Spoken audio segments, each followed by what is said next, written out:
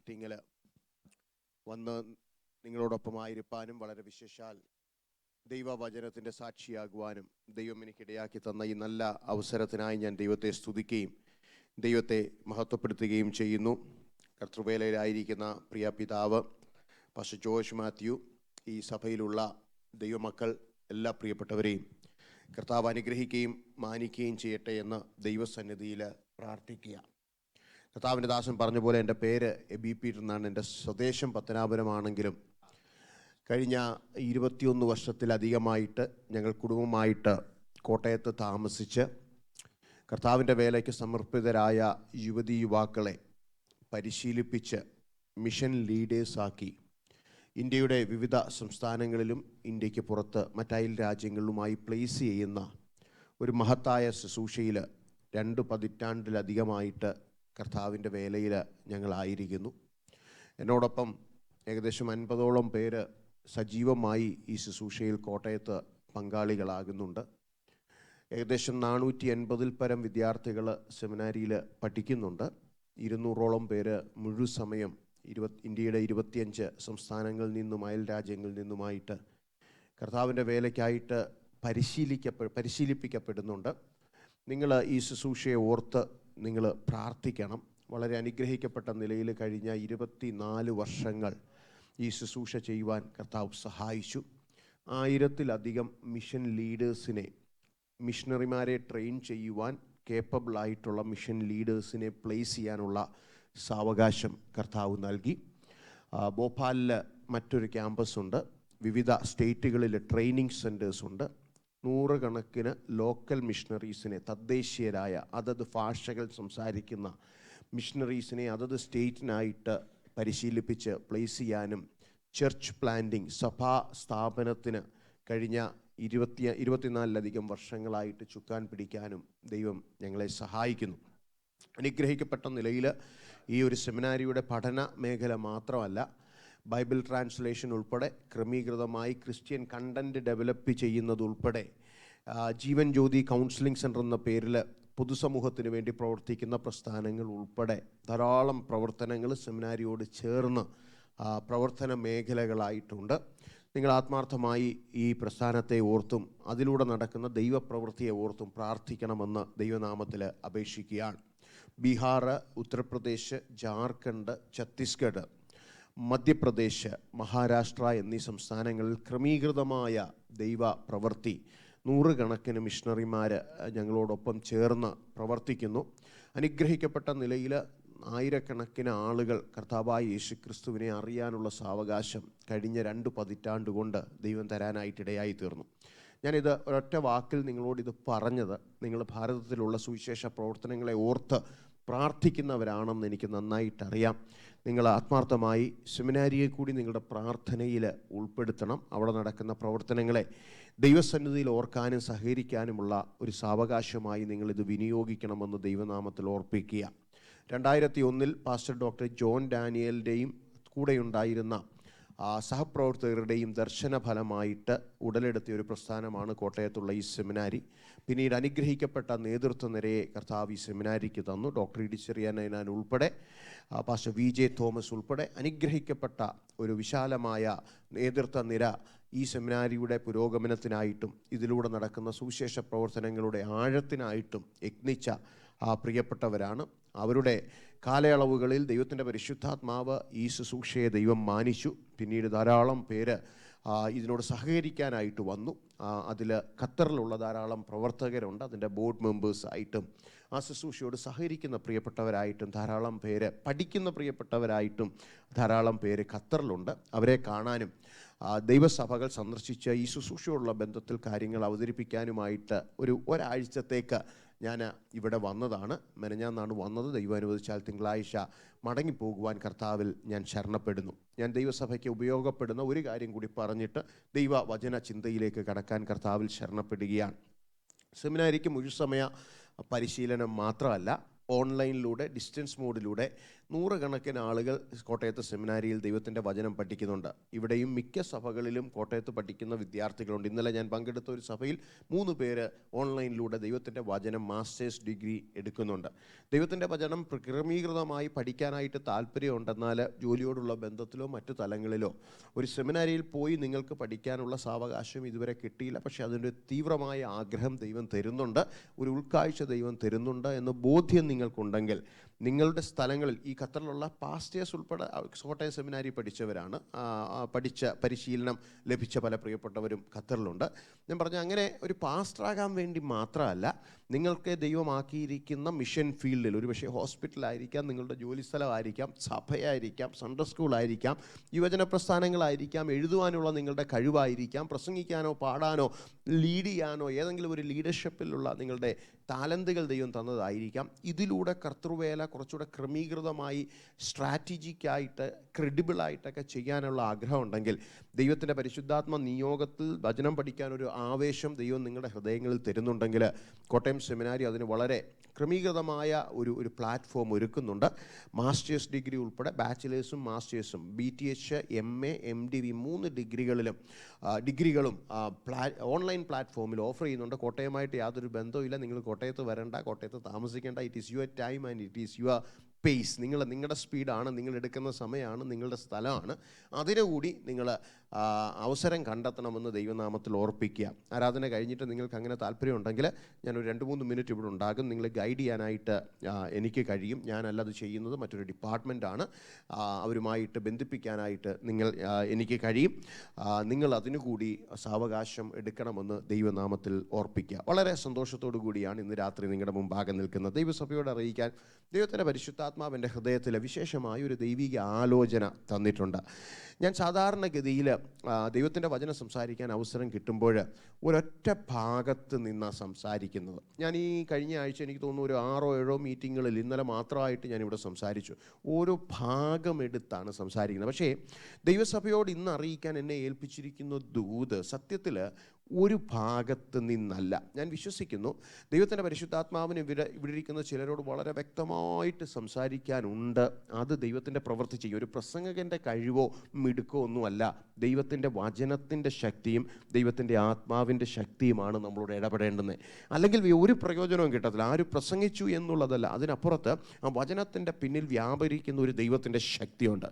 അത് ഹൃദയങ്ങളെ കീറി മുറിക്കുന്ന ശക്തിയാണ്, ഹൃദയങ്ങളെ കെട്ടുന്ന ശക്തിയാണ്, തകർക്കുകയും പണിയുകയും ചെയ്യുന്ന ശക്തിയാണ്. അങ്ങനെയാണെങ്കിൽ ഞാൻ വിശ്വസിക്കുന്നു ഇന്ന് രാത്രി അടുത്ത ചില മിനിറ്റുകൾ നാം ദൈവസന്നിധിയിൽ ഇരിക്കുമ്പോൾ നാം കേൾക്കുന്ന ശബ്ദം ഒരു മനുഷ്യൻ്റെ ശബ്ദമാകരുത്, ഒരു മനുഷ്യൻ്റെ ഭാഷയുമാകരുത്. ദൈവ ശബ്ദത്തിന് കീഴിൽ, ദൈവത്തിൻ്റെ ഭാഷയ്ക്ക് കീഴിൽ, ദൈവത്തിൻ്റെ സന്ദർശനത്തിന് കീഴിൽ ഇരിക്കാൻ ദൈവത്തിൻ്റെ പരിശുദ്ധാത്മാവ് സഹായിക്കട്ടെ എന്ന് ദൈവനാമത്തിൽ ഞാൻ ഓർമ്മിപ്പിക്കുകയാണ്. നിങ്ങളുടെ മുമ്പാകെ ഞാൻ ഇന്ന് 3 സാക്ഷ്യങ്ങൾ കൊണ്ടുവരാം. സാക്ഷ്യങ്ങളെന്ന് പറയുമ്പോൾ നമ്മൾ പറയുന്ന ടെസ്റ്റിമണീസ് അല്ല, ദൈവവചനത്തിലെ 3 ഭാഗങ്ങളാണ്. ഈ 3 ഭാഗങ്ങൾ നിങ്ങളോട് സംസാരിക്കാനുള്ള ഒരു കാരണമുണ്ട്. കാരണം 3 ഏരിയാസ് ഓഫ് ഇൻഫ്ലുവൻസ് നമ്മുടെ ജീവിതത്തെ നയിക്കും. നമ്മുടെ ജീവിതത്തെ മുന്നോട്ട് നയിക്കുന്നതും നമ്മുടെ ജീവിതത്തെ മുന്നോട്ട് നയിക്കാതിരിക്കുന്നതും സ്വാധീനങ്ങളാണ്, ഇൻഫ്ലുവൻസസ് ആണ്, നമ്മളെ ഇമ്പാക്റ്റ് ചെയ്യുന്ന കാര്യങ്ങളാണ്. നോക്കണമേ, നമ്മളൊരു കൂട്ടുകാരൻ്റെ കൂടെ പഠന സമയങ്ങളിൽ ഉഴപ്പനാണെങ്കിൽ അവൻ്റെ ഉഴപ്പ് നമ്മളിലും വന്നിട്ട് നമ്മളും പഠനം ഒരുപക്ഷെ താഴോട്ട് പോകാനുള്ളൊരു സാധ്യതയുണ്ട്. അതിനെയാണ് സ്വാധീനമെന്ന് പറയുന്നത്. അതായത് നല്ല പഠിക്കുന്ന ഒരാൾ, ഞാൻ ഉദാഹരണം എടുക്കുന്നു എന്ന് മാത്രമേ ഉള്ളൂ, നല്ല പഠിക്കുന്ന ഒരാളുടെ കൂടെ കൂടിയാൽ, നല്ല സ്വഭാവമുള്ള ഒരാളുടെ കൂടെ കൂടിയാൽ, 2 പേരുണ്ടെങ്കിൽ ഒരാളുടെ സ്വാധീനം മറ്റുള്ളവരിലേക്ക് പോകാനുള്ള സാധ്യത എല്ലാം ഉണ്ട്. മലയാളത്തിൽ പഴയ ഒരു ചൊല്ലുണ്ട്, കുഞ്ഞുങ്ങൾക്കറിയാമോ എന്നറിയത്തില്ല, മുല്ല പൂമ്പൊടി ഏറ്റുകിടക്കും കല്ലിനുമുണ്ട് അതിൻ്റെ സൗരഭ്യം എന്നുള്ള ഒരു ചൊല്ലുണ്ട്. അതേപോലെയാണ് മനുഷ്യന് സ്വാധീനങ്ങളുണ്ട്. നോക്കണമേ, നമ്മുടെ ജീവിതത്തിൽ നമ്മളോട് മുന്നോട്ട് നയിക്കുന്ന പുഷുണ്ട്, നമ്മുടെ ജീവിതത്തെ പിന്നോട്ട് വലിക്കുന്ന പുള്ളുണ്ട്. ഇത് പ്രവാചകന്മാരുടെ ഭാഷ മാത്രമൊന്നുമല്ല, യാഥാർത്ഥ്യമാണിത്. നമുക്കറിയാം, പഴയ നിയമത്തിലും പുതിയ നിയമത്തിലും ദൈവത്തിൻ്റെ അപ്പോസ്തലന്മാരും ദൈവത്തിൻ്റെ പ്രവാചകന്മാരുമായിരുന്ന ഒരു നീണ്ട നിര നമുക്ക് കാണാനായിട്ട് കഴിയുന്നുണ്ട്. ഇവരുടെയൊക്കെ ജീവിതത്തിൽ നോക്കണമേ, വളരെ ശക്തമായ ഇൻഫ്ലുവൻസസ് ഉണ്ടാകാനുള്ള സാഹചര്യങ്ങൾ ഉണ്ടായിരുന്നു. ഇൻഫ്ലുവൻസസ് വന്നിട്ടുണ്ട്. നെഗറ്റീവ് ഇൻഫ്ലുവൻസസിൽ നിന്ന് അവരെ ദൈവത്തിൻ്റെ പരിശുദ്ധാത്മാവ് വിടുവിച്ചിട്ടും സഹായിച്ചിട്ടുമുണ്ട്. ഇന്ന് അത്തരം ഒരു ദൈവിക സ്പർശനം ഇന്ന് നമുക്ക് അനുഭവിക്കാനായിട്ട് ദൈവം 3 ചിന്തകളാണ് എൻ്റെ മനസ്സിൽ തന്നിരിക്കുന്നത്. ഞാനിത് പറയാനുള്ള കാരണം ഇത് മൂന്ന് ഭാഗത്ത് കിടക്കുന്നതാണ്. ഞാൻ പറഞ്ഞല്ലോ, ഒരു ഭാഗത്ത് നിന്ന് ഞങ്ങളുടെ ഭാഷയെ പറഞ്ഞ ഒരു എക്സ്പോസിറ്ററി സെർമൺ അല്ല, ആ ഭാഗം എടുത്ത് അങ്ങനെ സംസാരിക്കേണ്ടുന്നത്. പ്രസംഗശാസ്ത്രത്തിൽ അങ്ങനെ പറയുന്നത് ഒരു ഭാഗം എടുത്ത് നമ്മൾ വിശദീകരിക്കണം. പക്ഷേ ഇന്ന് സഭയോടും ദൈവദാസന്മാരോടും ഈ കുടുംബങ്ങളോടും കുഞ്ഞുങ്ങളോടും ഒക്കെ അറിയിക്കാൻ എന്നെ ഏൽപ്പിച്ചിരിക്കുന്ന ദൂത് 3 തലങ്ങളിൽ, 3 ഭാഗങ്ങളിൽ, 3 വ്യത്യസ്ത സ്ഥലങ്ങളിൽ കിടക്കുന്ന ദൂതുകളാണ്. അതിൻ്റെ ഒന്നാമത്തതെന്ന് പറയുന്നത് ഞാൻ നിങ്ങളുടെ മുമ്പാകെ കൊണ്ടുവരാം. ഒന്ന്, അപ്പോസ്തലനായ പൗലോസിൻ്റെ റോമിലേക്കുള്ള ഒരു മിഷണറി യാത്രയിൽ നടക്കുന്ന ഒരു സംഭവം നോക്കണം. നമ്മുടെ മുമ്പാകെ ഒരു ബൈബിൾ ക്ലാസ്സിനെ പോലെ ഒരു നീണ്ട സമയം നമുക്ക് പ്രസംഗിക്കാനോ പ്രസംഗം കേൾക്കാനോ ഇല്ല. അതുകൊണ്ട് തന്നെ നിങ്ങൾ ആളുകളായിട്ട് കർത്താവിൻ്റെ സഭയിൽ ദൈവത്തെ ആരാധിക്കുന്ന, ദൈവത്തിൻ്റെ വചനം കേൾക്കുന്ന പ്രിയപ്പെട്ടവരാകൊണ്ട് നോക്കണം, ഇതിൻ്റെ പശ്ചാത്തലം വിശുദ്ധമായിട്ട് പറഞ്ഞ് നിങ്ങളുടെ മുമ്പാകെ അത് പറഞ്ഞു തരാനുള്ള ഒരു സമയം എൻ്റെ മുമ്പാകെയില്ല. അതുകൊണ്ട് പശ്ചാത്തലം വളരെ ക്രോഡീകരിച്ച് വളരെ ലഘുവായ രീതിയിൽ പറഞ്ഞിട്ട് ഇതിൻ്റെ ആപ്ലിക്കേഷൻ, ദൈവത്തിൻ്റെ പരിശുദ്ധാത്മാവിന് ഇന്ന് നമ്മളോട് പറയാനുള്ള ദൂത് എന്താണെന്ന് പറഞ്ഞിരിക്കാനാണ് കർത്താവിൽ ഞാൻ ശരണപ്പെടുന്നത്. നിങ്ങൾക്ക് ഓർമ്മ കാണും, അപ്പോസ്തല പ്രവർത്തികളിൽ നോക്കണമേ, ഇങ്ങനെ ഓരോ സ്ഥലങ്ങളിൽ പൗലോസ് സഭ സ്ഥാപിച്ചിട്ട് അതിൻ്റെ ഒടുവിലത്തെ നാളിൽ, അതായത് ആ യാത്രകളുടെ 3-ാം മിഷണറി യാത്രയുടെ അന്ത്യത്തിലൊക്കെ പൗലോസിൻ്റെ വലിയൊരു കപ്പൽ യാത്രയുണ്ട്. നിങ്ങൾക്ക് ഓർമ്മ കാണും. അത് 26 മുതൽ 27 മുതൽ 28 അധ്യായങ്ങളിൽ അപ്പോസ്തല പ്രവൃത്തികളുടെ പുസ്തകത്തിൽ കാണുന്ന ഒരു കാര്യം. ഇവിടെ കപ്പൽ തകരുന്നുണ്ട്. അപ്പോസ്തലനായ പൗലോസ് തന്നെ ഈ കപ്പൽ ഉടമയോടും മാലുമിയോടും പറയുന്നുണ്ട്, കപ്പൽ എടുക്കരുത്, നമുക്കെതിരെ കാറ്റടിക്കും, നമ്മൾ തകരുമെന്നൊക്കെ പറയുന്നു. പക്ഷെ അവരുടെ വാക്ക് കേൾക്കാതെ, പൗലോസിൻ്റെ വാക്ക് കേൾക്കാതെ ഈ പ്രിയപ്പെട്ടവരെ കപ്പൽ എടുക്കുക. ആ കപ്പൽ ഭയങ്കര ശക്തമായ ഒരു പ്രതികൂലത്തിൽ ചെന്ന് വീഴുന്നുണ്ട്. ആ പ്രതികൂലത്തിൽ ചെന്ന് വീഴുമ്പോൾ ആ പ്രതികൂലത്തിൻ്റെ ആഴം മനസ്സിലാക്കണമെങ്കിൽ നോക്കണമേ, ആ 27, 28 അധ്യായങ്ങളിൽ കാണുന്ന ചില വാക്യങ്ങളുണ്ട്. അവിടെ പറയുന്ന ഒരു കാര്യമുണ്ട്. 14 ദിവസങ്ങൾ ഇവരെന്ത് ചെയ്തില്ല? സൂര്യനെയോ, നിങ്ങളൊന്ന് പറഞ്ഞേ, കാരണം ഞാൻ ഒരു പാസ്റ്റർ മാത്രമല്ല, ഞാനൊരു ടീച്ചർ കൂടെ. ഈ ടീച്ചർമാർക്ക് ഒരു കുഴപ്പമുണ്ട്, ഞാൻ എപ്പോഴും ഇങ്ങനെ എന്തെങ്കിലും റെസ്പോൺസ് കേട്ടോണ്ടിരിക്കണം. അപ്പം നിങ്ങൾ എൻ്റെ കൂടെ ഒന്ന് നിന്നേ ഒക്കത്തുള്ളൂ. പൗലോസ് ആ കപ്പൽ അപകടത്തിൽ നടക്കുന്ന ഒരു കാര്യമുണ്ട്. 14 ദിവസങ്ങൾ ഇവർ സൂര്യനെയോ ചന്ദ്രനെയോ കാണുന്നില്ല. അത്രയ്ക്ക് കഠോരമായ നോക്കണമേ ഒരു അപകടം അവിടെ സംഭവിക്കുന്നത്. ഇവരാദ്യം ഇവരുടെ കപ്പലിൽ നിന്ന് പുറത്തിടേണ്ടുന്ന എല്ലാ കാര്യങ്ങളും പുറത്തിടുന്നുണ്ട്. കപ്പൽ കോപ്പുകൾ ഉൾപ്പെടെ, അതായത് കപ്പൽ നിയന്ത്രിക്കേണ്ടുന്ന സാധനങ്ങൾ ഉൾപ്പെടെ അവർ കടലിൽ കളയുന്നുണ്ട്. എങ്ങനെയെങ്കിലും രക്ഷപ്പെടാനായിട്ട് ആളുകൾ ശ്രമിക്കുന്നു. പൗലോസ് മാത്രമല്ല, നോക്കണം, ഈ കപ്പലിൻ്റെ ക്യാപ്റ്റൻ മാത്രമല്ല, 270 പരം ആളുകൾ, 276 മറ്റോ അവിടെ സംഖ്യ പറയുന്നുണ്ട്. 270 പരം ആളുകൾ, നോക്കണം, കൂടുതലും ഈ തടവ് പുള്ളികളായിട്ട് പൗലോസിൻ്റെ കൂടെ വരുന്നവരാ. ഇത്രയും പേരുള്ള ഈ കപ്പല് അപകടത്തിൽപ്പെട്ടിട്ട് നോക്കണമേ ചിഹ്നമായി പോയി. അവിടെ നമുക്കറിയാം, പിന്നീട് ഒരു പലകയുടെ മേലൊക്കെ പിടിച്ചാണ് പൗലോസും ഈ കൂടെയുള്ളവരും രക്ഷപ്പെടുന്നതൊക്കെ. നോക്കണം, ഞാനിത് പറയാൻ ആഗ്രഹിക്കുന്നത് എന്താണെന്ന് അറിയാമോ? നോക്കണം, ഈ അനർത്ഥത്തിൻ്റെ നടുവിൽ ഏകദേശം 14 ദിവസങ്ങളോളം ഇവർക്ക് സൂര്യനെയോ ചന്ദ്രനെയോ കാണാതിരുന്ന സമയത്ത്, നമ്മുടെ നാടൻ ഭാഷയെ പറഞ്ഞാൽ നമ്മുടെ ജീവൻ കൈ പിടിച്ചോണ്ട് വരിക എന്ന് പറയത്തില്ല. അതിൻ്റെ അർത്ഥം എന്താ? ജീവൻ എടുത്ത് കൈ പിടിക്കുക എന്നുള്ളതല്ല, ഒരു ആലങ്കാരിക ഭാഷയാണ്. അതായത് ഇനി ഒരു രക്ഷയില്ല, ഭയങ്കര ടൈറ്റായ ഒരു അതികഠിനമായ, മുമ്പിൽ ഒരു ഹോപ്പും കാണാത്ത, മുമ്പിൽ ഒരു പ്രതീക്ഷയും കാണാത്ത ഒരു പ്രതിസന്ധിയുടെ നടുവില് നോക്കണേ, അപ്പോസ്തലനായ പൗലോസ് ഒരു സുപ്രഭാതത്തിൽ എഴുന്നേറ്റ് നിന്ന് പറയുന്ന ഒരു കാര്യമുണ്ട്. അത് ഭയങ്കര ധൈര്യത്തിൻ്റെ, ഭയങ്കര സന്തോഷത്തിൻ്റെ, ഭയങ്കര കോൺഫിഡൻസിൻ്റെ ഒരു സന്ദേശം ഈ 276 പേരോട് പൗലോസ് പറയുക. നിങ്ങൾ അവരുടെ മാനസികാവസ്ഥയൊന്ന് ചിന്തിക്കണം. അതായത് കപ്പലിനെതിരെ കാറ്റടിച്ചു, കപ്പലിൽ നിന്ന് ഭാരം മുഴുവൻ എടുത്ത് കടലിൽ കളഞ്ഞു, കപ്പൽ കോപ്പുകൾ കടലിൽ കളഞ്ഞു, അവരുടെ പ്രതീക്ഷ മുഴുവൻ അസ്തമിച്ചു, അതിൻ്റെ ഡിറക്ഷൻ മാറി, കപ്പലിൻ്റെ പിടിപാട് അല്ലെങ്കിൽ അത് നിയന്ത്രിക്കുവാനുള്ള സാഹചര്യം ഒന്നും ഇല്ലാതിരിക്കുന്നു, കപ്പൽ തകരുന്നു, സൂര്യനെ കാണുന്നില്ല, ചന്ദ്രനെ കാണുന്നില്ല, ആഹാരമില്ല, ആശ്വസിപ്പിക്കാൻ ആരുമില്ല, ഒരു പ്രതീക്ഷയും ഇല്ലാതിരിക്കുന്ന ഒരു ജനസമൂഹത്തിൻ്റെ നടുവിൽ 200 276 പേരുണ്ട്. ഇത്രയും പേരൊന്നുമല്ല, നല്ലൊരു സംഖ്യ ഉള്ള. ഇതിൻ്റെ നടുവിൽ എഴുന്നേറ്റ് നിന്ന് പൗലോസ് പറയുന്ന ഭയങ്കര കോൺഫിഡൻസിൻ്റെ ഒരു വാർത്തയുണ്ട്. ആ വാർത്ത എന്ന് പറയുന്നത് ഇതാണ്. പൗലോസ് പറയുന്നത്, എൻ്റെ ഉടയവനും ഞാൻ സേവിച്ചു നിൽക്കുന്നവനുമായ എൻ്റെ ദൈവത്തിൻ്റെ ദൂതൻ കഴിഞ്ഞ രാത്രിയിൽ എൻ്റെ അടുക്കൽ നിന്നു. ദൈവമക്കളെ ശ്രദ്ധിച്ച് കേൾക്കണം. ഒരു ക്രൂസേഡിന്റെ നടുവിൽ പൗലോസ് വിളിച്ചു പറയുന്ന ഒരു പ്രസംഗം അല്ലിത്. അല്ലെങ്കിൽ ഒരു ഉപവാസ പ്രാർത്ഥനയുടെ നടുവിൽ 250 പേരിരുന്ന് ദൈവത്തെ ആരാധിക്കുമ്പോൾ, അന്യഭാഷകളിൽ സംസാരിക്കുമ്പോൾ, നോക്കണമേ, ആത്മനിറവിൽ ഒരു മനുഷ്യൻ എഴുന്നേറ്റ് നിന്ന് പ്രസംഗിക്കുന്ന ഒരു പ്രസംഗം അല്ലിത്. രാത്രിയിൽ നോക്കണമേ, വേദനയില്, തകർച്ചയില്, ഇല്ലായ്മയില്, എൻ്റെ ഭാഷയെ പറഞ്ഞാൽ ജീവൻ കയ്യിൽ പിടിച്ചു നിൽക്കുന്ന ഒരു സമൂഹത്തിൻ്റെ നടുവില് ഒരു ദൈവഭക്തൻ എഴുന്നേറ്റ് നിന്ന് പറയുക, എൻ്റെ ഉടയവനും ഞാൻ സേവിച്ചു നിൽക്കുന്നവനുമായ എൻ്റെ ദൈവത്തിൻ്റെ ദൂതൻ കഴിഞ്ഞ രാത്രിയിൽ എൻ്റെ അടുക്കൽ നിന്നു. ഇന്ന് രാത്രി ദൈവസഭയോട് ദൈവം വിളിച്ചു പറയുന്ന ഒന്നാമത്തെ ദൂതിത, നോക്കണമേ, നന്മയിൽ മാത്രം ഇറങ്ങി വരുന്ന ഒരു ദൈവമല്ല നമ്മുടെ ദൈവം. സന്തോഷത്തിൻ്റെ സമയത്ത് മാത്രം ഇറങ്ങി വരുന്ന ഒരു ദൈവമല്ല നമ്മുടെ ദൈവം. ക്രൂസേഡിലും കൺവെൻഷനും ആരാധനയിലും ഉപവാസ പ്രാർത്ഥനയിലും മാത്രം ഇറങ്ങി വരുന്ന ഒരു ദൈവമല്ല നമ്മുടെ ദൈവം. പ്രാർത്ഥിക്കുന്ന ജനസമൂഹത്തിന്റെ നടുവിൽ ഇറങ്ങി വരുന്ന ദൈവം മാത്രമല്ല നമ്മുടെ ദൈവം. ഇന്ന് രാത്രി നിങ്ങൾ ചിന്തിക്കണം, നിങ്ങൾ അറിയണം, നിങ്ങളുടെ വേദനയിൽ, നിങ്ങളുടെ ഇല്ലായ്മയിൽ, നിങ്ങളുടെ തകർച്ചയിൽ, ഇനി ഒരു ഹോപ്പും ഇല്ലെന്ന് പറയുന്ന ജീവിത സാഹചര്യത്തിന്റെ നടുവിൽ, ഏതവസ്ഥയിലും നിന്റെ അടുത്ത് വന്ന് നിന്നെ ശക്തീകരിക്കാൻ, നിന്റെ മേലുള്ള പ്രോമിസ് തീരുന്നത് വരെ നിന്റെ ജീവൻ കളയാതെ നിന്നെ പിടിച്ച് നിർത്തത്തക്കവണ്ണം, നിന്നെ എഴുന്നേൽപ്പിച്ച് നിർത്തത്തക്കവണ്ണം, നിന്റെ നാവിൽ നിന്ന് ഒരു പരാജയത്തിന്റെ സാക്ഷ്യമല്ല, ഒരു വിജയത്തിന്റെ സാക്ഷ്യം, ഒരു കോൺഫിഡൻസിന്റെ സാക്ഷ്യം വരത്തക്കവണ്ണം നിന്നെ ശക്തീകരിക്കാൻ എന്റെ യേശുവിന് കഴിയും, എന്റെ ദൈവത്തിന് കഴിയുമെന്ന് ഇന്ന് രാത്രി ദൈവസഭ തിരിച്ചറിയണം. ദൈവം നമ്മുടെ ജീവിതത്തിൽ സന്തോഷത്തിന്റെ സമയത്ത് മാത്രം അനുഭവിക്കുന്ന ഒരു അനുഭൂതിയല്ല.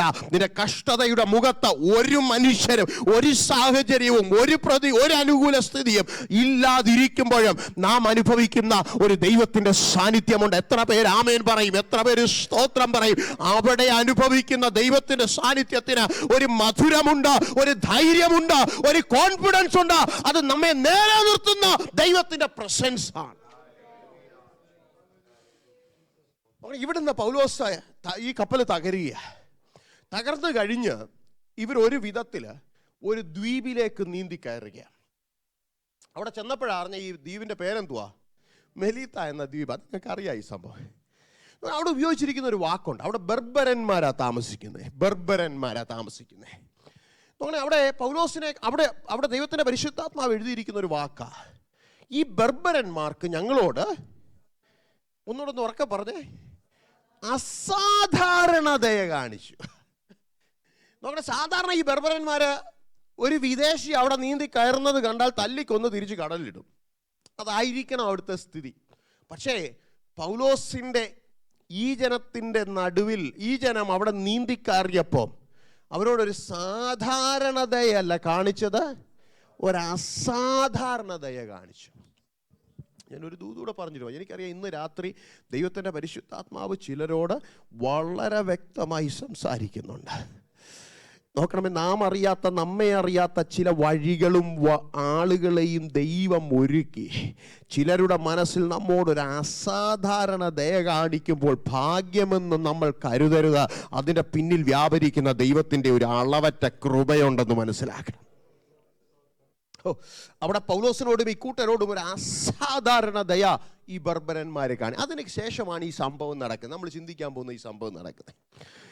അവിടെ ശൈത്യകാലമാണ്, തണുപ്പാണ്. അപ്പോൾ അവർ വിറകു പെറുക്കി തീ കായുമ്പം പൗലോസും വിറകു പെറുക്കി. നിങ്ങൾക്ക് സംഭവമൊക്കെ നന്നായിട്ട് അറിയാം.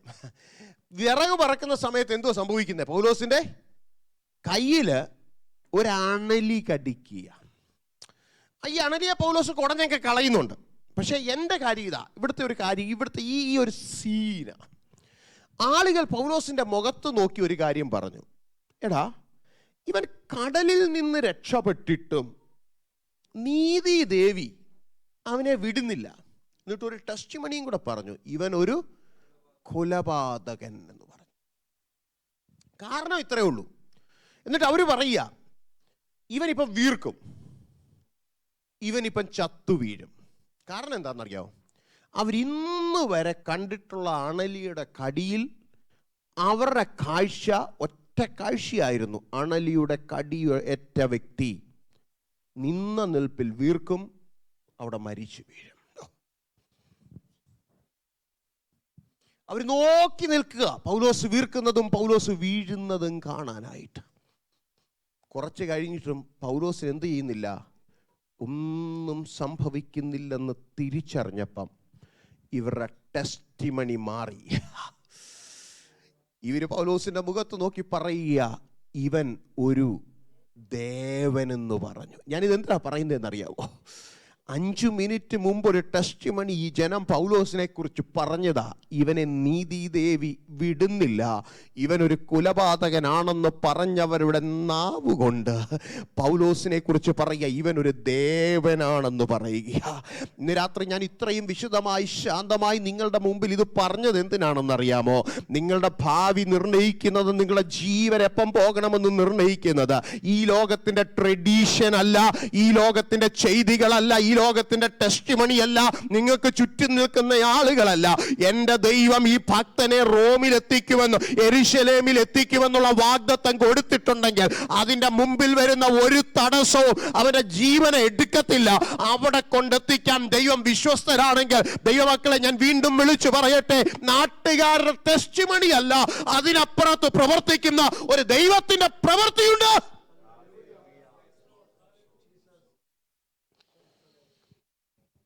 നമ്മുടെ നാട്ടുകാരുടെ ടെസ്റ്റിമണി നമ്മളെ ഇൻഫ്ലുവൻസ് ചെയ്യരുത്. ഓൺ ലുക്കേഴ്സ് അതും ഇതുമൊക്കെ പറഞ്ഞെന്നിരിക്കും, ചുറ്റുമുള്ളവർ അതും ഇതുമൊക്കെ പറഞ്ഞെന്നിരിക്കും. ചുറ്റുമുള്ളവർ പറയും ഇവൻ വീർക്കുമെന്ന്, ചുറ്റുമുള്ളവർ പറയും ഇവൻ വീഴുമെന്ന്, ചുറ്റുമുള്ളവർ പറയും ഇവൻ മരിക്കുമെന്ന്. എന്നാൽ ഇന്ന് രാത്രി ദൈവസഭയോട്, ദൈവത്തിന്റെ ദാസന്മാരോട്, കുടുംബങ്ങളോട് ദൈവത്തിന്റെ പരിശുദ്ധാത്മാവ് സംസാരിക്കുന്ന ദൈവത്തിന്റെ ദൂതിത, അവരല്ല നിന്റെ യാത്ര നിർണ്ണയിക്കുന്നത്, അവരല്ല നിന്റെ ഭാവി നിർണ്ണയിക്കുന്നത്, അവരല്ല നിന്റെ ജീവൻ എപ്പം പോകണമെന്ന് നിർണ്ണയിക്കുന്നത്. ഇന്ന് രാത്രി തിരിച്ചറിയുക, എൻ്റെ ദൈവം ഒരു വാഗ്ദത്തം തന്നിട്ടുണ്ടെങ്കിൽ, എൻ്റെ ദൈവം ഒരു വാക്ക് പറഞ്ഞിട്ടുണ്ടെങ്കിൽ അതിനെ ഹനിക്കാൻ ലോകത്തെ ഒരു ശക്തിയെയും ഒരു ഓൺലുക്കറിനെയും ചുറ്റും നിൽക്കുന്ന ആളുകളെയും എൻ്റെ ദൈവം അനുവദിക്കത്തില്ല. അവൻ വാക്കു പാലിക്കുന്ന ദൈവമാണ്, അവൻ അത് കളിയായി കാണുന്ന ദൈവമല്ല.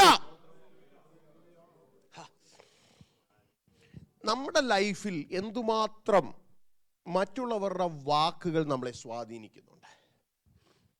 നമ്മൾ ദൈവത്തിൽ കോൺഫിഡൻസ് ഉണ്ടെങ്കിൽ മറ്റുള്ളവരുടെ വാക്കുകൾ കേൾക്കണ്ടെന്നല്ല, അതിനാൽ സ്വാധീനിക്കപ്പെടത്തില്ല. ചരിത്രം പറയുന്നത് ഒരുപക്ഷെ ഇതായിരിക്കും. നോക്കണം, നാളുകളായി കണ്ടുവരുന്ന രീതി ഇതായിരിക്കും. ഏതാ? കടിയേറ്റവൻ വീർക്കും, മരിച്ചു വീഴും. എന്നാൽ ഇന്ന് രാത്രി അതിനെ ബ്രേക്ക് ചെയ്യുന്ന ഒരു ദൈവത്തിൻ്റെ ശക്തിയുണ്ട്. ട്രഡീഷനെ ബ്രേക്ക് ചെയ്യുന്ന, ആളുകളുടെ ശബ്ദത്തെ ബ്രേക്ക് ചെയ്യുന്ന, നിനക്കെതിരെ തിരിയുന്ന ആളുകളുടെ അവരുടെ ആജ്ഞയെ നിർവീര്യമാക്കുന്ന, അവരുടെ കൽപ്പനകളെ നിർവീര്യമാക്കുന്ന, അവരെഴുതിയ എഴുത്തിനെ നിർവീര്യമാക്കുന്ന, അവരുടെ കൽപ്പനകളെ നിർവീര്യമാക്കുന്ന ലോകത്തിൻ്റെ ശക്തിയല്ല, ഒരു ദൈവത്തിൻ്റെ ശക്തിയുണ്ട്. ഇന്ന് രാത്രി വിശ്വസിക്കുക, ഈ ലോകം എഴുതിയതിന് മുകളിൽ എഴുതുന്ന ഒരു ദൈവമുണ്ട്, ഈ ലോകം പറഞ്ഞതിന് മുകളിൽ പറയുന്ന ഒരു ദൈവമുണ്ട്, ഈ ലോകം കൽപ്പിച്ചതിന്റെ മുകളിൽ കൽപ്പിക്കുന്ന ഒരു ദൈവമുണ്ട്. ഇന്ന് രാത്രി നമ്മൾ ആരാധിക്കുന്ന ദൈവം ഒരു സാധാരണ ദൈവമല്ല, ഒരു അസാധാരണ ദൈവമാ. അവന്റെ പ്രവർത്തിക്ക് ഈ ലോകത്തിന്റെ വാക്കുകൊണ്ട് തടയിടാൻ ഒക്കത്തില്ല. എന്റെ ദൈവം പ്രവർത്തിക്കാൻ ഇറങ്ങിയാൽ ട്രഡീഷനെ ബ്രേക്ക് ചെയ്യും, പാരമ്പര്യത്തെ ബ്രേക്ക്, ആളുകൾ ഇങ്ങനെയാണെന്ന് പറഞ്ഞതിനെ ബ്രേക്ക് ചെയ്യും. എന്റെ ദൈവത്തിന് പ്രവർത്തിക്കാൻ കഴിയാത്ത ഒരു മേഖലയുമില്ല. രാത്രി ദൈവത്തിന്റെ പരിശുദ്ധാത്മാവ് പറയുക, ആളുകൾ പറയുന്നതിനനുസരിച്ചല്ല ദൈവവുമായിട്ടുള്ള നമ്മുടെ ബന്ധം. എത്ര പേരൊരു ആമേൻ പറയും? ഞാനൊന്ന് ചോദിച്ചോട്ടെ, നിങ്ങളുടെ ജീവിതത്തെ നയിക്കുന്നത് എന്താ? നിനക്ക് ചുറ്റുമുള്ളവരാണോ? ഇന്ന് രാത്രി പരിശുദ്ധാത്മാവിൽ എന്നെ ശാസിച്ച് മാറ്റണം. അവർ പറയുന്നതല്ല എൻ്റെ ജീവിതം, അവർ പറയുന്നതല്ല എൻ്റെ ശുശ്രൂഷ, അവർ പറയുന്നതിനനുസരിച്ചല്ല ദൈവവുമായിട്ട് എൻ്റെ ബന്ധം. അതിനപ്പുറത്ത് എനിക്ക് വേണ്ടി ഇറങ്ങി വന്ന് ഇന്ന് വരെയുള്ള ഒരു പാരമ്പര്യത്തെ തകർക്കാൻ എൻ്റെ ദൈവത്തിന് കഴിയുമെങ്കിൽ, ദൈവത്തിന് ഇടപെടാൻ കഴിയുമെങ്കിൽ, ഞാൻ വിശ്വസിക്കുന്നു മനുഷ്യന്റെ സാക്ഷ്യമല്ല എനിക്ക് ആവശ്യം. മനുഷ്യർ പറയട്ടെ ഞാൻ വീർക്കുമെന്ന്, മനുഷ്യർ പറയട്ടെ ഞാൻ മരിക്കുമെന്ന്. എന്നാൽ ഒരു കാര്യം എനിക്ക് ഉറപ്പാ, എൻ്റെ മേൽ ഏശാതെ അതിനെ മാറ്റാൻ എൻ്റെ ദൈവത്തിന് കഴിയുമെങ്കിൽ, എന്നോട് പറഞ്ഞ വാക്ക് നിവർത്തിക്കാൻ എൻ്റെ ദൈവം ശക്തനാണെങ്കിൽ, ഏത് പ്രതികൂലത്തിന്റെ നടുവിലും, അത് ഈശാന മൂലനാണെങ്കിലും, അത് കപ്പലിന്റെ തകർച്ചയാണെങ്കിലും, അത് പാമ്പിന്റെ കടിയാണെങ്കിലും, അതിന്റെ നടുവിൽ എന്നെ ജീവനോടെ നിർത്താൻ എൻ്റെ ദൈവം മതിയായവനാണ്. You should not be controlled by the words of other people. മറ്റുള്ളവരുടെ വാക്കുകൾ കൊണ്ട്, മറ്റുള്ളവർ പറയുന്നത് കൊണ്ട്, മറ്റുള്ളവരുടെ ടെസ്റ്റിമണി കൊണ്ട്. ഇന്ന് രാത്രി ദൈവത്തിൻ്റെ പരിശുദ്ധാത്മാവ് പറഞ്ഞു, മനസ്സ് വാടിപ്പോകരുത്, മനസ്സ് വാടിപ്പോകരുത്, ഹൃദയം തകർന്നു പോകരുത്. അവരുടെ ടെസ്റ്റിമണിയെ മാറ്റാൻ നമുക്ക് കഴിഞ്ഞെന്ന് വരത്തില്ല. കാരണം അവർ കണ്ടത് ഇത്രയേ ഉള്ളൂ, അവർ വായിച്ചത് ഇത്രയേ ഉള്ളൂ. പക്ഷെ അതിൻ്റെ മേളിൽ പ്രവർത്തിക്കാൻ ശക്തിയുള്ളൊരു ദൈവമുണ്ട്. എത്ര പേര് വിശ്വസിക്കുന്നുണ്ട്? ഇന്ന് രാത്രി ഒരുപക്ഷെ നിങ്ങൾ ചിന്തിക്കുമായിരിക്കാം, നോക്കണമേ, എസ്തേറിൻ്റെ പുസ്തകത്തിൽ രാജാവ് എഴുതിയൊരു കൽപ്പനയുണ്ട്. നിങ്ങളത് എടുക്കണ്ട. രാജാവ് എഴുതിയൊരു കൽപ്പനയുണ്ട്. ഒരു സമൂഹത്തെ നശിപ്പിക്കാൻ ഇറങ്ങിത്തിരിച്ച ഹാമാന് അനുകൂലമായി രാജാവ് എഴുതിയൊരു കൽപ്പന. നോക്കണമേ, മൊർദെഖായിയെ കൊന്നുകളയാൻ അല്ല, യഹൂദാ ജനത്തെ മുഴുവൻ നശിപ്പിക്കാൻ ആ രാജാവ് എഴുതിയ കൽപ്പന. രാജാവിന്റെ സീല് വെച്ചാൽ പിന്നെ അതിനപ്പുറത്തൊന്നുമില്ല. എന്നാൽ ദൈവം ഇറങ്ങി വന്നാൽ ഈ ലോകത്തിന്റെ രാജാവിന്റെ സീൽ ഒന്നുമില്ലെന്നും, ഈ ലോകത്തിന്റെ വഞ്ചകന്മാരുടെ സൂത്രങ്ങൾ ഒന്നുമില്ലെന്നും എൻ്റെ ദൈവം തെളിയിച്ചു എങ്കിൽ, ഇന്ന് രാത്രി ചിലരോട് ദൈവത്തിന്റെ വചനം ഇടപെടുക, ദൈവത്തിന്റെ ആത്മാവ് ഇടപെടുക. നിന്റെ മേലുള്ള വിധികൾ, നിന്റെ മേലുള്ള ന്യായവിധികൾ, അത് മനുഷ്യൻ രചിച്ചതാണെങ്കിൽ, മനുഷ്യൻ പറഞ്ഞതാണെങ്കിൽ, ഒരു കാര്യം തിരിച്ചറിയണം. എൻ്റെ ദൈവത്തിന് നമ്മളെക്കുറിച്ചൊരു ഉദ്ദേശമുണ്ടെങ്കിൽ, എൻ്റെ ദൈവത്തിന് നമ്മളെക്കുറിച്ചൊരു കാഴ്ചപ്പാടുണ്ടെങ്കിൽ, നമ്മുടെ മേലൊരു വിളിയുണ്ടെങ്കിൽ, ഞാൻ ഒന്നുകൂടി കടത്തി പറയാം, ഒരു നിയോഗമുണ്ടെങ്കിൽ, ഇന്ന് രാത്രി തിരിച്ചറിയുക. അതിനെ തിരുത്തി എഴുതാൻ സ്വർഗത്തിലെ ദൈവത്തിന് കഴിയും. അതിനെ മാറ്റിമറിക്കാൻ സ്വർഗത്തിലെ ദൈവത്തിന് കഴിയും. അതിനെ മാറ്റാൻ എൻ്റെ ദൈവത്തിന് കഴിയും. അതിനെ അനുകൂലമാക്കാൻ എൻ്റെ ദൈവത്തിന് കഴിയും. മറ്റൊരുവരും കഴിയത്തില്ല. എന്നാൽ ഇന്ന് രാത്രി ആ സകല ട്രഡീഷനെയും സകല ശക്തിയെയും ഭേദിച്ചിറങ്ങി വന്ന് അതിൻ്റെ മേലൊരു ക്രിയ ചെയ്യാൻ സ്വർഗത്തിലെ ദൈവത്തിന് കഴിയുമെന്ന് നമ്മൾ ഇന്ന് രാത്രി തിരിച്ചറിയണം. ഞാൻ പറയുന്നത്, it is not what our situations say. നമ്മുടെ സാഹചര്യം പറയുന്നതല്ല, നമ്മുടെ ട്രഡീഷൻ പറയുന്നതല്ല, നമ്മുടെ ജീവിത രീതി പറയുന്നതല്ല. സ്വർഗം ഒരു വാക്ക് പറഞ്ഞിട്ടുണ്ടെങ്കിൽ, ദൈവം ഒരു വാക്ക് പറഞ്ഞിട്ടുണ്ടെങ്കിൽ, എൻ്റെ ദൈവം അത് നടത്തുക തന്നെ ചെയ്യും.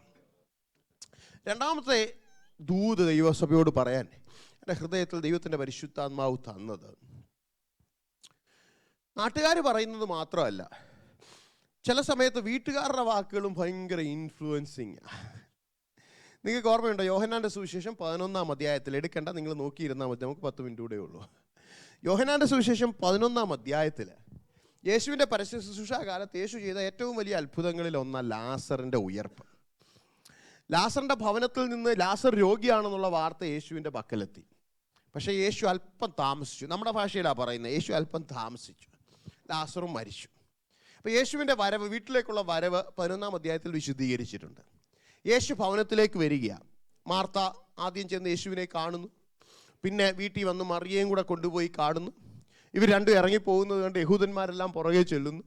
യേശു അവരോട് പറയുന്നു, അവനെ എവിടെ വെച്ചിരിക്കുന്നു എന്ന് എനിക്ക് കാണിച്ചു തരിക എന്ന് പറയും. അപ്പം കല്ലറയ്ക്കൽ കൊണ്ടുപോയി യേശുവിനെ കാണിക്കുന്നു. യേശുവിനെ കാണിക്കുമ്പോൾ മാർത്തയും മറിയം പറയുന്നൊരു കാര്യമുണ്ട്. എന്താണെന്നറിയോ? കർത്താവ് ഇവരെ എന്തോ ചെയ്യാൻ പോകുന്നു എന്നുള്ളൊരു ചിന്ത ഹൃദയത്തിൽ വന്നപ്പം ഈ സഹോദരിമാർ പറഞ്ഞു, കർത്താവേ, മരിച്ചിട്ട് 4 നാളായി, നാറ്റം വെച്ച് നമ്മളങ്ങ് പറയുക. നോക്കണം, യേശുക്രിസ്തു ചെയ്തത് എന്താണെന്നറിയോ? യേശുക്രിസ്തു കല്ല് നീക്കാൻ ആവശ്യപ്പെട്ടു. യേശുക്രിസ്തു ലാസറിനെ വിളിച്ച് ലാസറിനെ ഉയർപ്പിക്കുക. ഞാൻ എന്താ ഇതിനകത്ത് പറയാൻ ആഗ്രഹിക്കുന്നതെന്നറിയാം? സത്യം പറഞ്ഞാൽ നിങ്ങളൊന്ന് ചിന്തിച്ചേ, ഇപ്പം ലാസറിൻ്റെ ഉയർപ്പിന് തടസ്സം നിൽക്കുന്ന ആരാ? ചിന്തിച്ചിട്ടുണ്ടോ? ലാസറിൻ്റെ ഉയർപ്പിന് തടസ്സം നിൽക്കുന്നതാ? ലിറ്ററലി അവിടെ തടസ്സം നിൽക്കുന്ന ആരാ? ഇന്ന് രാത്രി ദൈവത്തിൻ്റെ പരിശുദ്ധാത്മാവ് ചിലരോട് പറയുക, നിന്നെ ഇൻഫ്ലുവൻസ് ചെയ്യേണ്ടുന്നത് നാട്ടുകാരുമല്ല, വീട്ടുകാരുമല്ല. ഞാൻ പറയുന്ന ദൂത് നിങ്ങൾക്ക് പിടികിട്ടിയോ? ചിലർക്കെങ്കിലും ഇതിനകത്ത് പിടികിട്ടുന്നുണ്ടെന്ന് എനിക്ക് നന്നായിട്ട് അറിയാം. ഇന്ന് രാത്രി കെട്ടപ്പെട്ട അവസ്ഥയിൽ നിന്നെ പുറത്തു കൊണ്ടുവരാൻ എൻ്റെ യേശുനാഥൻ ചിന്തിക്കുന്ന സമയത്ത് അതിനാൽ ഇൻഫ്ലുവൻസ് ചെയ്യപ്പെടേണ്ടുന്നത് നാട്ടുകാരുടെ ടെസ്റ്റിമണിയിലുമല്ല, നിനക്കെതിരെ നിൽക്കുന്ന അകത്തുള്ളവരുടെ സാക്ഷ്യത്തിലുമല്ല. ഇന്ന് രാത്രി തിരിച്ചറിയണം, ഉയർപ്പിക്കേണ്ടുന്നവൻ വരും, അവൻ ഉയർപ്പിക്കുക തന്നെ ചെയ്യും. തടസ്സം നിൽക്കുന്നതിനെ മാറ്റാൻ സ്വർഗത്തിലെ ദൈവത്തിന് കഴിയുമെങ്കിൽ ഇന്ന് രാത്രി ദൈവത്തിൻ്റെ പരിശുദ്ധാത്മാവ് പറയുന്നത്, എനിക്കറിയാം ഇതൊരു വിശേഷപ്പെട്ട ദൈവത്തിൻ്റെ ആലോചനയാണ്, ഞാൻ ആദ്യം അത് പറഞ്ഞതാ. ഇത് വളരെ വിശേഷപ്പെട്ട, വളരെ സ്പെസിഫിക് ആയ, ചിലരോട് മാത്രമുള്ള ദൈവത്തിൻ്റെ ആത്മാവിൻ്റെ ആ വാക്കുകളാണ് നിങ്ങളുടെ ഹൃദയത്തിലേക്ക് ദൈവത്തിൻ്റെ പരിശുദ്ധാത്മാവ് കടത്തിവിടുക. നിങ്ങളുടെ ജീവിതത്തിൽ, നിങ്ങളുടെ ലൈഫിൽ, നിങ്ങളുടെ ഉയർച്ചയിൽ, നിങ്ങളുടെ ഉയർപ്പിൽ തടസ്സം നിൽക്കുന്ന ശക്തികളെ ദൈവത്തിൻ്റെ പരിശുദ്ധാത്മാവ് ഇന്ന് രാത്രി മാറ്റിക്കളഞ്ഞിട്ട് എന്നേക്കുമായി ഉയർപ്പിൻ്റെ ആത്മാവ് നിങ്ങളിൽ അധിവസിച്ച ഒരു ഉയർക്കപ്പെട്ട ജീവിതം തരുവാൻ സ്വർഗത്തിലെ ദൈവത്തിന് കഴിയുമെന്ന്, മാറ്റം തരുവാൻ ദൈവത്തിന് കഴിയുമെന്ന് ഇന്ന് രാത്രി വിശ്വസിക്കുന്ന എത്ര പേരുണ്ട്? ഇന്ന് രാത്രി നിങ്ങളോട് വീണ്ടും പറയുക, നാട്ടുകാരുടെ സാക്ഷ്യമല്ല നിങ്ങളെ സ്വാധീനിക്കേണ്ടുന്നത്, നിങ്ങളുടെ വീട്ടിലുള്ളവരുടെ സാക്ഷ്യവുമല്ല നിങ്ങളെ സ്വാധീനിക്കേണ്ടുന്നത്. മരണത്തിൽ നിന്ന് വിടുവിക്കാൻ എൻ്റെ ദൈവം തീരുമാനിച്ചിട്ടുണ്ടെങ്കിൽ അവന് കല്ല് വിഷയമല്ല, അവന് യഹൂദന്മാര് വിഷയമല്ല, അവന് സഹോദരിമാര് വിഷയമല്ല, സഹോദരിമാരുടെ ടെസ്റ്റിമണി വിഷയമല്ല, അക്കാലം വരെ ആളുകൾ വിശ്വസിച്ചിരുന്ന അവരുടെ വിശ്വാസങ്ങൾ വിഷയമല്ല. അതിൻ്റെ നടുവിൽ ഇറങ്ങി വന്ന് അന്ന് വരെ കാണാത്ത ഒരു അത്ഭുതം ചെയ്യാൻ എൻ്റെ ദൈവത്തിന് കഴിയുമെങ്കിൽ ഈ 2025 നീ അഭിമുഖീകരിക്കുന്ന പ്രതിസന്ധിയുടെ നടുവിൽ ഇറങ്ങി വന്ന് സകല പാരമ്പര്യത്തെയും തകർത്ത്, സകല എതിരുകളെയും തകർത്ത് നിനക്ക് വേണ്ടി ഒരു ക്രിയ ചെയ്യാൻ, നിനക്ക് വേണ്ടി ഒരു പ്രവൃത്തി ചെയ്യാൻ സ്വർഗത്തിലെ ദൈവത്തിന് കഴിയുമെന്ന് ഇന്ന് രാത്രി തിരിച്ചറിയണം. വേദനിക്കരുത്, പരിഭവപ്പെടരുത്, ദുഃഖിക്കരുത്, ആകുലപ്പെടരുത്. ഇന്ന് രാത്രി ദൈവത്തിൽ നിന്നൊരു വിശേഷമായ സ്പർശനം ആഗ്രഹിക്കുന്നവരുണ്ടെങ്കിൽ എൻ്റെ യേശു പറയാം, ഞാൻ തന്നെ പുനരുത്ഥാനമാകുന്നു, ഞാൻ തന്നെ ജീവനാകുന്നു, ഞാൻ തന്നെയാണ് ജീവൻ, ഞാൻ തന്നെയാണ് വഴി, ഞാൻ തന്നെയാണ് സത്യം. ഇന്ന് രാത്രി നിന്റെ ഉയർപ്പിനെതിരെ നിൽക്കുന്ന ആരാണെങ്കിലും, നിന്റെ ഉയർപ്പിന് നേരെ നിൽക്കുന്ന ഏത് ശക്തിയാണെങ്കിലും, നിന്റെ പുരോഗമനത്തിന് നേരെ നിൽക്കുന്ന ഏത് ചിന്തയാണെങ്കിലും ഇന്ന് രാത്രി തമ്പുരാന്റെ കയ്യിലോട്ട് അത് ഏൽപ്പിച്ചു കൊടുത്തേ, അവൻ അതിൻ്റെ മേലൊരു ക്രിയ ചെയ്യട്ടെ.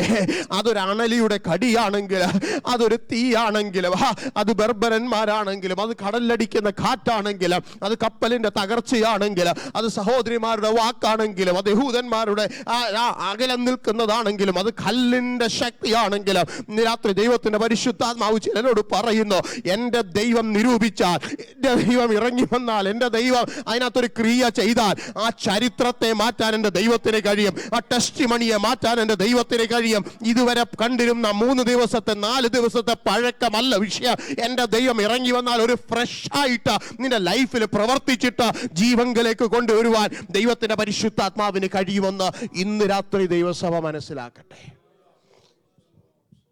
സോ ഇൻഫ്ലുവൻസ് ഔട്ട്സൈഡേഴ്സിൽ നിന്ന് മാത്രമല്ല, ക്ലോസ് വൺസ്. നോക്കണേ, സഹോദരിമാരുടെ ഹോപ്പ് പോലും പോയി, അവരുടെ ആശ പോലും പോയി.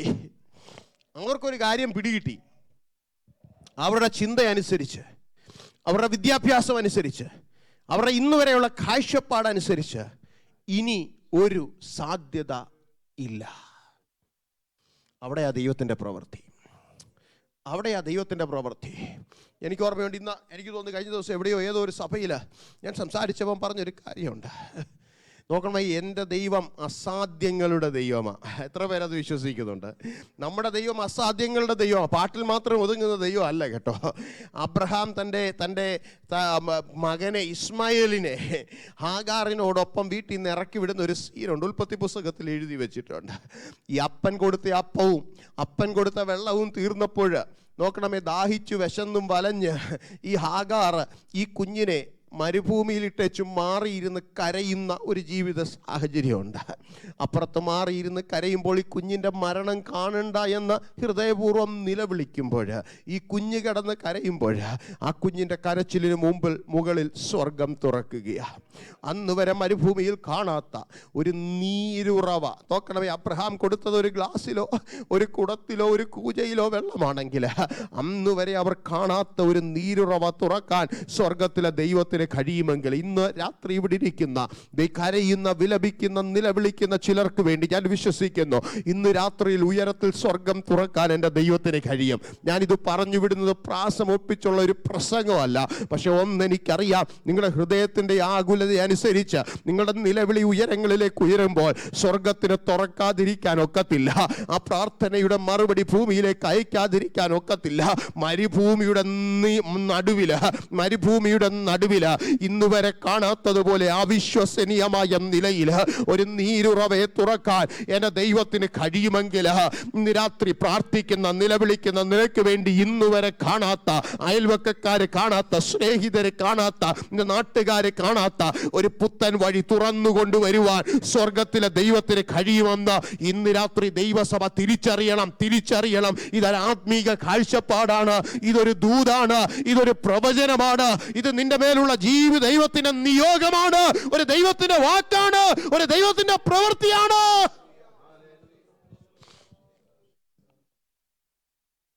നിലവിളിക്ക് മുമ്പിൽ ദൈവത്തിന് സ്വർഗം തുറക്കാതിരിക്കാൻ ഒക്കത്തില്ല. ഗെത്സമന തോട്ടത്തിൽ നിങ്ങൾക്കറിയാം, യേശു തമ്പുരാന്റെ ലൈഫിൻ്റെ അവസാനം, ഈ ഭൂമിയിലുള്ള ലൈഫിൻ്റെ അവസാന ഘട്ടത്തിൽ ഗെത്സമന തോട്ടത്തിലിരുന്ന് നിലവിളിക്കുന്ന ഒരു യേശുവുണ്ട്. നിങ്ങൾക്കറിയാമോ, ലൂക്കോസ് ആ ചരിത്രം എഴുതുമ്പോൾ ലൂക്കോസ് പറയുന്നത് ശരീരത്തിൽ നിന്ന് വിയർപ്പ് രക്തം പോലെ ഒഴുകുകയാണ്. നോക്കണം, ഇതാരാ എഴുതുന്നത്? ലൂക്കോസ് ഒരു ഡോക്ടറാണ്, ശരീരത്തിൻ്റെ ഘടന നന്നായിട്ട് അറിയാവുന്ന ഒരു വ്യക്തിയാണ്.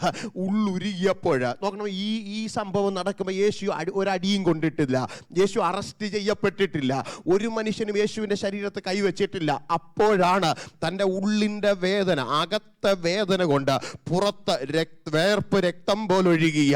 ഇതൊരു വൈദ്യൻ എഴുതുന്നതുകൊണ്ട് അതിനകത്ത് ക്രെഡിബിലിറ്റി ഉണ്ട്, ഉറപ്പ് തന്നെയാണ്. അതിൻ്റെ നടുവിലിരുന്ന് പ്രാർത്ഥിക്കുമ്പോൾ പിതാവായ ദൈവം സ്വർഗം തുറന്നിട്ട് ഒരു ദൂതനെ ഇവിടേക്ക് അയക്കുക. ഞാനതിനെ ഇങ്ങനെയാണ് കാണുന്നത്. യേശു പറയുന്ന ഒരു കാര്യമുണ്ട്, പിതാവേ, കഴിയുമെങ്കിൽ ഈ പാനപാത്രം എങ്കിൽ നിന്നും മാറ്റണം, ഇത് ചുമക്കാൻ എനിക്ക് വയ്യ, ഇതെനിക്ക് ഭാരം കൂടുതലാ, ഞാൻ ഇവിടെ വീണു പോകും, ഇവിടെ വീണു മരിക്കും, കാൽവറിയോളം എത്തത്തില്ല, ഈ തോട്ടത്തിൽ ഞാൻ വീണു മരിക്കും. അതായിരിക്കണം ഒരു പക്ഷേ യേശു പറയുന്നത്, എനിക്ക് ചുമക്കാനൊക്കത്തില്ല, ഞാൻ ഇവിടെ വീഴത്തേയുള്ളൂ. നോക്കണമേ, സ്വർഗം തുറന്നിട്ട് പിതാവായ ദൈവം ഒരു ദൂതനെ യേശുവിൻ്റെ അടുത്തേക്ക് അയക്കുക. അവിടെ എഴുതിയിരിക്കുന്ന വാക്കുകൾ ശ്രദ്ധിക്കണം. ആ ദൂതൻ വന്ന് യേശുവിനെ ശക്തീകരിക്കുക. എന്തോ ശക്തിയാ കൊടുത്തതെന്നറിയാമോ? ഞാൻ വിശ്വസിക്കുന്നത് ഇങ്ങനെയാ, യേശുവിനെ ഈ ഭൂമിയിലേക്ക് അയച്ചത് ഗെത്സമന തോട്ടത്തിൽ വീണു മരിക്കാനല്ല, ഇവിടെ ചങ്കുപൊട്ടി മരിക്കാനല്ല, ഇവിടെ വിയർപ്പ് രക്തമായി വീണ് മരിക്കാനല്ല. കാൽവറിയിൽ അവൻ മരിക്കേണ്ടുന്ന ഒരു രീതിയുണ്ട്. നൂറ്റാണ്ടുകൾക്ക് മുമ്പ് പ്രവാചകന്മാർ എഴുതി വെച്ച എഴുത്തുകളുണ്ട്, അതിൻ്റെ പൂർത്തീകരണമുണ്ട്, അതിൻ്റെ നിയോഗമുണ്ട്. അവിടെ എത്തി മരിക്കേണ്ടുന്ന യേശുവിനെ ഇവിടെ നിന്ന് അവിടം വരെ എത്താൻ ശക്തീകരിക്കാൻ ദൂതൻ ഇറങ്ങി വരിക. യേശുവിനെ ഈ ദൂതൻ ശക്തീകരിക്കുക. ആ ശക്തിയിൽ ആ കഷ്ടത മുഴുവൻ സഹിച്ചു. പിന്നീട് അറസ്റ്റ് ചെയ്യപ്പെടുക, ഉപദ്രവിക്കപ്പെടുക, നഗ്നനാക്കപ്പെടുക, തലയിൽ മുൾമുടി അടിക്കുക, ആ ഗോൽഗോഥയിൽ കൊണ്ടുപോയി തൻ്റെ കരങ്ങളിൽ ആണിയടിച്ച് ആ പച്ച കുരിശിന്മേൽ യേശുവിനെ ക്രൂശിക്കുക, കുന്തം കൊണ്ട് വിലാപ്പുറത്ത് കുത്തുക, യേശു അവിടെ മരിക്കുക. ഇന്ന് രാത്രി ഞാൻ പറയാൻ ആഗ്രഹിക്കുന്നത് എന്താണെന്ന് അറിയാമോ?